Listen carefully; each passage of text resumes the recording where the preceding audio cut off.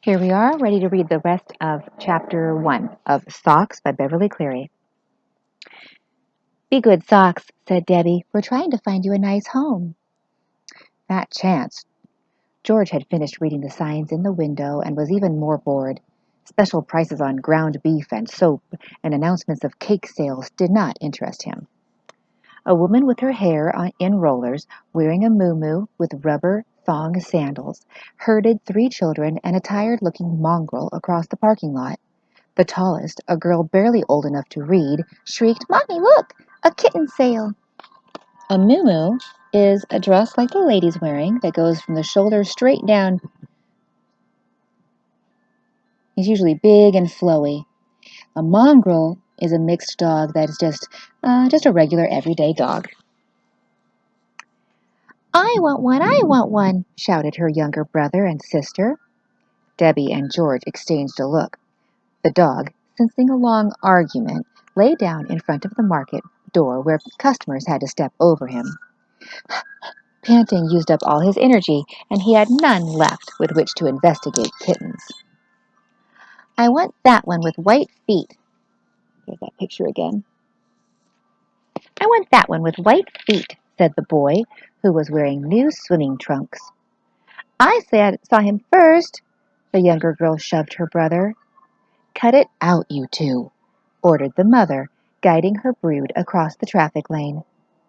Not Socks, please, not Socks. There was desperation in Debbie's whisper. Socks could feel something beneath her t-shirt as she held him closer. They're the kind that will squeeze him and forget to give him water. I can tell. George did not answer, but he frowned as the 3 children approached. He had good reason to quarrel with his sister, but that did not mean he approved of quarreling. Remember what quarreling meant? Arguing. The oldest of the 3 joined the squabble. So they're arguing. What do you think a squabble is?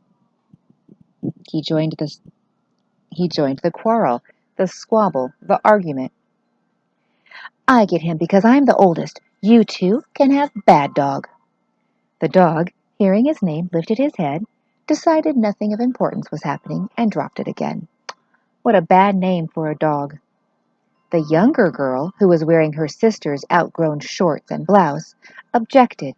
Just because you're oldest, you always think you can have everything. No fair, shouted the boy. Bad Dog belongs to all of us. Debbie unhooked the kitten's claws from her t-shirt and tried to hide him behind her back. Socks struggled.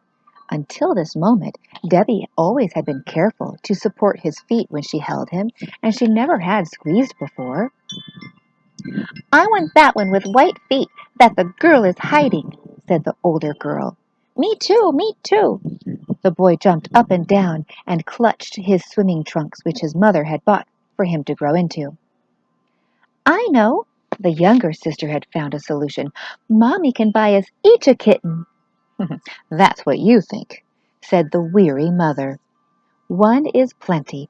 We'll take the one with the white feet. Socks had almost wiggled free when a second pair of hands seized him. He felt himself being lifted. Metal creaked. The hands thrust him into darkness, and he found himself falling. Above, he heard a creak and a clang. Outside, he heard shouting and the sound of Debbie's bursting into tears. The strangest things had happened to Socks that morning. He nailed him, cried the small boy. That big boy mailed the kitten I wanted. The one I wanted, contradicted his big sister. Cut it out, you kids, said the mother. What did George do with Socks? He put him in the mailbox to keep him away from the family. The little sister shrieked, Mommy, he hit me! Now she had her brother in the wrong. Socks slipped and slid on the letters that crackled beneath his paws as he explored the dark mailbox. The place was sweltering, but it was free from other kittens. For the first time in 7 weeks of life, Socks had found a place where no one could step on his face or bite his tail. He lay down on the letters to catch up on the rest he had missed that morning. He kind of likes it in there, huh? Outside, the argument continued. "I'm fed up with you kids fighting all the time," said the mother. "Just for that, we won't buy a kitten at all." All three children protested. "No fair! You said you'd buy us a kitten. You promised."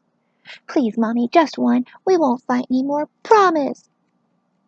"Come along," said the mother, relieved to have an excuse for leaving the kitten behind. "I'll buy you popsicles. I need a kitten like a hole in the head." That means she does not need a kitten. This decision was followed by shouts of, "I want lime! I want grape! I don't want a popsicle, I want a Slurpee!" Socks was discovering that the heat inside the box made sleep impossible. Do you remember in Flat Stanley when Stanley was slipped into an envelope and then mailed to California? That big box on the street that Mr. and Mrs. Stanley put the envelope into, that's a mailbox. You don't see them very much anymore. Socks was discovering that the heat inside the box made sleep impossible. The chute at the top opened. That's that part that you open and close. You open it to put the envelopes in. "Socks, are you all right down there?" Socks recognized the tearful voice as Debbie's, even though it sounded loud and hollow. Then she demanded of her brother, "How are we going to get him out? He'll roast if we leave him in there. He'll starve. He'll die." She tried to cool the box by opening and closing the creaky chute. "You didn't want a bunch of fighting kids to get him, did you?" asked George. "You want him to go to a good home, don't you?" "How can we sell him when he's in the mailbox?" asked Debbie. "Nobody can see him." "Look," said George, "it says on the box that the mail will be picked up at 11:23 a.m. The clock in the market says 11:15. All we have to do is wait for the mailman to unlock the box and we'll get Socks back." There was a loud sniff outside the mailbox. "Are you sure the mailman will give him back?" Hope and respect for her brother had replaced fear and anger in Debbie's voice. "Sure, I'm sure," said George. "The post office doesn't want kittens any more than anyone else." "I hope nobody wants to mail a package before 11:23. It might hit Socks." The tears were gone from Debbie's voice. "Nice, fresh kittens for sale," she called out as she tried to fan air into the mailbox. Socks stretched out, panting, puzzled by all that had happened. A letter falling from above was only another puzzlement, but the heat forced him to mew in distress. "Hang on, Socks," Debbie's voice echoed down the chute. "Help is coming." At precisely 23 minutes after 11, as he lay gasping on the letters, Socks was frightened by the sounds of keys rattling against metal. Before he could move, the side of the box dropped down, and he lay blinking in the sun before an audience of shoppers. "Well, how about that?" said the driver of the mail truck when he saw the kitten. Molly, go get it." "Socks!" cried Debbie, rescuing her kitten from the letters. "Don't you know it's a federal crime to mess with the United States mail?" asked the driver as he scooped mail into his sack. Debbie looked so alarmed that he said, "Relax, I'm only joking. A kitten doesn't count as mail unless he has stamps stuck on him, and even then I'm not sure." The scene attracted more shoppers. A young couple was pushing a cart of groceries toward the parking lot and paused to watch what was going on. Debbie, trusting their kind appearance, held Socks up to look at.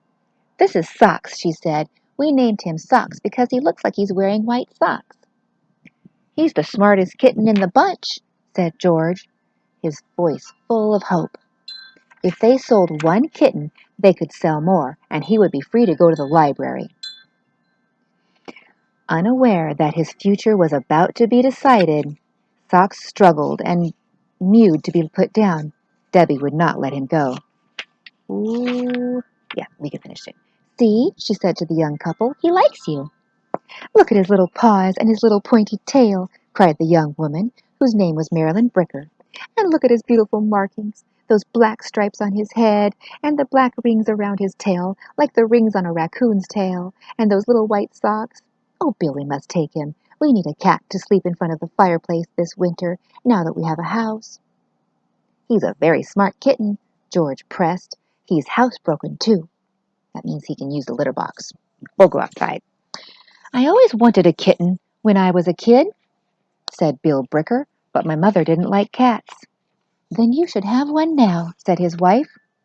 Debbie and George exchanged a look that wiped away their disagreements of the morning. They were about to sell a kitten. Mr. Bricker reached into the pocket of his jeans for change. "50 cents is the best offer I can make," he said with a smile. "That's okay. That's all right." Debbie was willing to be generous. "Daddy said to give them away if we had to." "Thank you," said George. "Aw, they do look kind, don't they?" As he accepted the 50 cents. Debbie felt she should say something to make the transaction official. "Satisfaction guaranteed, or your money—" She thought better of what she was about to say, and instead handed the kitten to Mr. Bricker. "Bye, Socks," she said. "Be a good kitten." Socks found himself cuddled, not squeezed, in the arms of the strange Mrs. Bricker, while George said to his sister, "Look, if you're ever going to learn to make change, you've got to learn that 50 cents is a lot more than 20 cents. "Socks, did you hear what the girl said?" Mrs. Bricker stroked the tabby markings on the tiny head. "She said satisfaction guaranteed." Sock's eyes were closing. He was worn out by all that had happened this morning. "Satisfaction guaranteed to us or to the kitten?" asked Mr. Bricker, as he lifted the bags of groceries over the tailgate of an old station wagon. "To the kitten, of course." Marilyn Bricker laughed affectionately. "I know you and your heart of jello." She means she knows that Mr. Bricker will fall in love with the cat and be satisfied. And she promises satisfaction, a satisfying life to Socks. Satisfaction guaranteed.